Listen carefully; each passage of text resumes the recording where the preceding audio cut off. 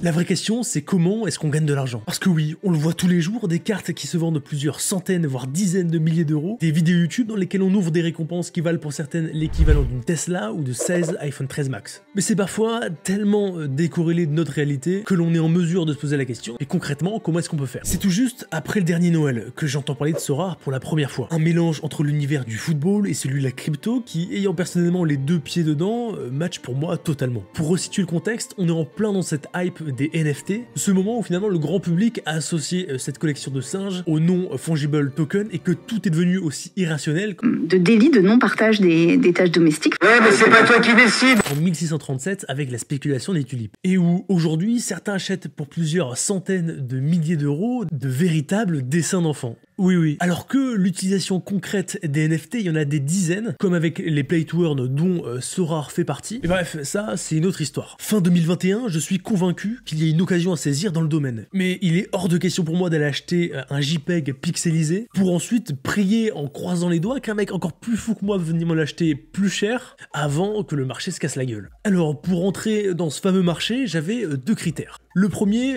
est que cette NFT que je voulais acheter ait une utilisation concrète, plus que le simple fait de dire que tiens, tu es le propriétaire d'un dessin tout moche. Et en l'occurrence, avec Sorare, c'est le cas. Et second critère, c'est que la valeur de cette NFT soit finalement corrélée à quelque chose de tangible. Et encore une fois, avec Sorare, c'était le cas. Alors, rien d'extraordinaire, mon but était juste de tester la plateforme et de voir comment se comportait le marché avant d'y, pourquoi pas, y poser un plus gros billet. C'est ce que j'ai fait pendant un mois. Pendant un mois, j'allais sur Sorare Data, je trouvais des joueurs en dessous du prix du marché et j'essayais de les revendre avec une marge de 10%. Bon, autant vous dire, c'est pas avec des joueurs à 8, 20 ou 40 euros que vous allez dépasser Jeff Bezos. Mais comme l'achat-revente, ça sera vraiment le sujet d'une vidéo complète un peu plus tard, je vais m'arrêter là. Après un mois de découverte de la plateforme, j'ai remarqué pas mal de choses, et en l'occurrence deux, qui allaient m'aider à élaborer la stratégie de ma première opération. Premier point, les managers de Sorare sont impatients. Juste avant le début des tournois, s'il leur manque un joueur pour constituer leur équipe, ils vont très peu, voire pas du tout négocier le prix d'une carte, et c'est généralement dans ce genre de moment qu'on peut vendre des cartes plus chères que le prix du marché. Ça m'a fait penser à l'époque, quand je jouais à Dofus, et quand j'allais acheter pour un kama de l'eau au tavernier, et que j'allais la revendre en pleine ville à 50 fois son prix à des joueurs qui étaient beaucoup trop pressés. Deuxième point, les managers sont beaucoup, mais beaucoup trop habitués à l'euro. Et finalement, ils regardent que ça. Les cartes sont toutes en Ethereum parce que Sorare repose lui-même sur la plateforme de l'Ethereum, mais les prix affichés sont aussi fixés en euros. Il est donc extrêmement simple de revendre une carte en fonction de la hausse ou de la baisse du cours de l'Ethereum à des prix qui ne sont pas les prix du marché. Un exemple, je vends la carte d'un joueur et je la fixe à 100 euros en début de semaine. Au cours de cette dernière, l'Ethereum chute de 20%. Mais plutôt que de m'aligner sur son prix et la vendre à 80 euros, je vais seulement la descendre, par exemple, à 90 euros. Non aligné. Pour les managers qui ne suivent pas du tout le cours de l'Ethereum, ils vont juste se concentrer sur le prix. Et c'est ça la plus grosse erreur. Parce que si on regarde son prix en Ethereum, elle est encore plus chère d'environ 10% qu'en début de semaine. Et vous n'imaginez pas le nombre de managers qui sont persuadés, en se focalisant uniquement sur les prix en euros, de faire une bonne affaire, parce qu'après tout, en début de semaine, elle était à 100 euros et maintenant, elle est à 90 euros. Et troisième point, ils ne voient pas 3 mois à l'avance. Alors c'est vraiment quelque chose de dingue. Petite remise en contexte, vous allez comprendre. Les cartes des joueurs qui ne jouent pas perdent de la valeur. Bon, jusque-là, ça paraît logique quand on sait que l'intérêt d'avoir des cartes, c'est de pouvoir les faire participer à des tournois qui, si jamais on se classe correctement, nous permet d'avoir des récompenses. Imaginons que vous ayez la carte d'un joueur européen en début d'été, c'est-à-dire quand les championnats européens ne jouent pas. À ce moment-là, sa valeur est théoriquement inférieure au reste de l'année. Tout simplement parce que dans le reste de l'année, il joue, les managers peuvent l'utiliser dans leur équipe, et donc la demande augmente, et ainsi le prix avec. Mais je vais vous donner un vrai exemple, vous allez comprendre. On est début février. Et ma conclusion après ce premier mois de découverte de la plateforme, c'est qu'il existe principalement 3 manières de gagner de l'argent. L'achat-revente, principalement si vous avez un petit capital. Une fois que vous avez plus de moyens, il y a la participation directe au tournoi et la collection des joueurs. Mais revenons à mon exemple. La MLS commençait fin février. Alors ça tombait parfaitement. Durant l'été, les championnats européens ne jouent pas. J'ai donc imaginé que tous les managers qui participaient au tournoi chaque semaine actuellement n'allaient pas miraculeusement se résigner à stopper leur participation dans l'attente de la saison prochaine, entre la saison 2021 et 2022. La logique est un peu la même que d'aller vendre de l'eau sur Dofus à l'époque. On imagine qu'à la fin des championnats, la question de quoi faire pendant l'été va traverser l'esprit d'un bon nombre de managers. Et à ce moment-là, ils vont se jeter finalement sur les championnats qui jouent durant l'été. Konnichiwa. faisant obligatoirement, vous l'avez compris, augmenter la demande et donc les prix avec. Alors je suis vraiment dégoûté parce que quand j'enregistre cette vidéo,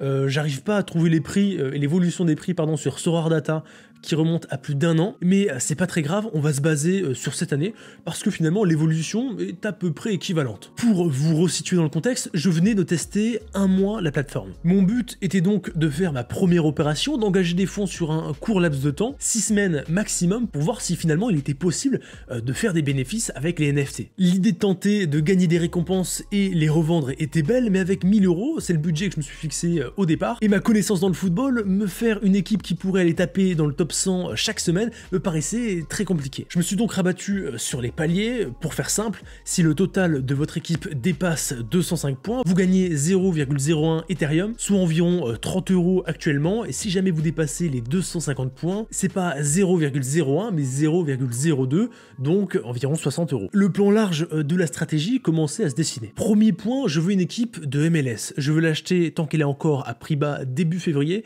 et la revendre théoriquement 6 semaines plus tard. Donc aux alentours de fin mars, début avril. Même si entre nous, quand j'ai vu les prix auxquels partaient les cartes début décembre, je m'en suis mordu les doigts. Et second point, faire participer cette équipe au tournoi pour tenter chaque semaine d'aller taper les paliers. La partie la plus compliquée, ça a été le choix des joueurs. Déjà que je suis une bille en ce qui concerne les joueurs européens, en MLS c'est simple, je n'en connais aucun. Alors l'idée c'était de trouver 4 joueurs, voilà, je m'étais fixé environ 250 € par joueur parce que ouais, j'ai fait une croix sur le gardien.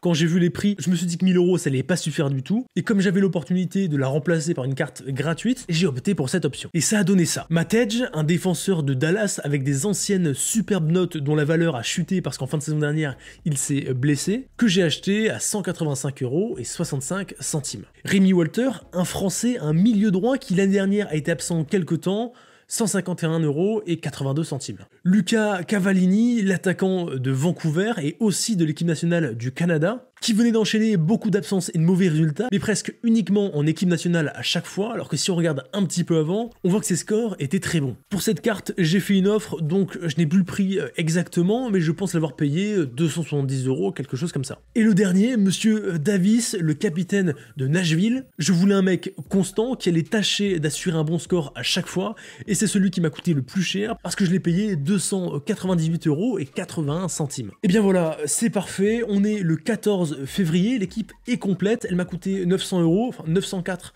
pour être précis, la stratégie est fixée, et reste plus qu'à voir finalement quelques semaines plus tard ce que ça a donné, 44 jours plus tard. Pour faire le bilan, on va commencer par les paliers. Alors la vraie question c'est est-ce que cette équipe a vraiment réussi toutes les semaines à atteindre le palier de 250 points à chaque fois?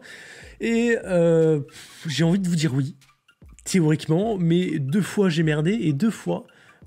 enfin bref, vous allez comprendre, on va voir, vous allez comprendre. J'ai participé à 4 Game Week. La première, la 248e, la 250e, 252e et 254e. Et voici le nombre de points que j'ai fait à chaque fois. À la première, j'ai fait 231 points.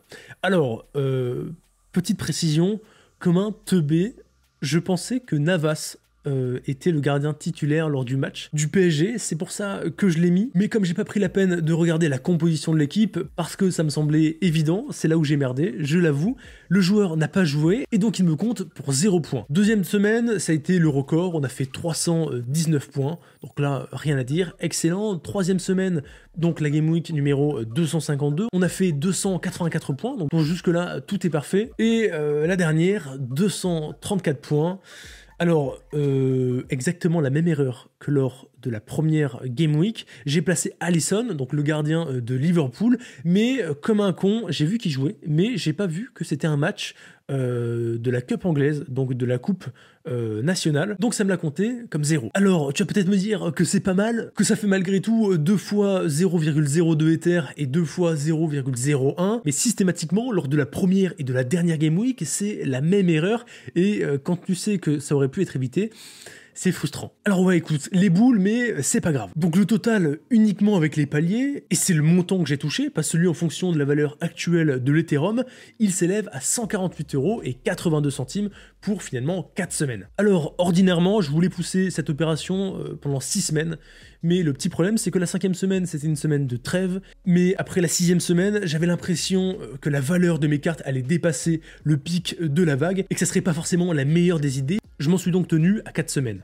La deuxième partie de la méthode concerne la vente des cartes. Et là, ça a été littéralement une autre affaire. J'ai pété un plomb quand j'ai vu toutes les offres bidons qu'on m'envoyait tous les jours qui me faisaient perdre mon temps. J'ai bien cru que j'arriverais jamais à toutes les vendre. Toutes les cartes étaient en vente le 21 et c'est d'ailleurs pour ça que j'ai vendu la dernière à perte. Notre cher capitaine de Nashville est parti le 30 mars à 278 € alors que je le rappelle, je l'avais acheté 298. Bon, on va de suite se consoler avec celui qui m'a apporté le plus, autant en termes de points que de plus-value, Rémi Walter, notre français national qui aurait d'ailleurs mérité sa place sur Reddit, que j'ai acheté 151 € et que j'ai revendu 357 €. Luca Cavallini que j'ai acheté 343 alors que je l'avais acheté 270. Et le dernier, Matt Edge, que j'ai vendu 282 €, donc presque 100 € de plus-value. Donc dans l'ensemble, je suis plutôt content, voire très content. Cette équipe m'a coûté précisément 904 €. Ce qui, rien qu'en termes de plus-value, nous l'a fait passer à plus de 1260 €, plus le total des récompenses des Game Week qui s'élève à 148 €. Je termine donc cette première opération sur Sorare qui a duré 44 jours,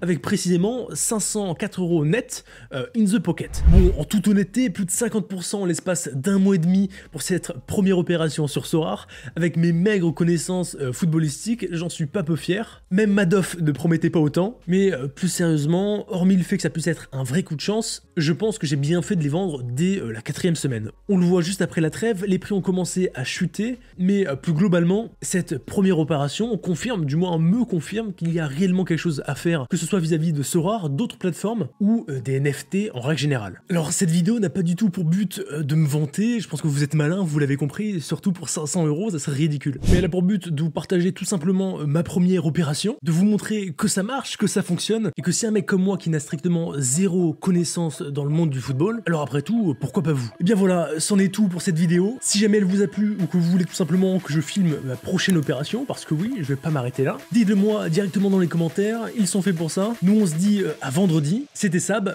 ciao.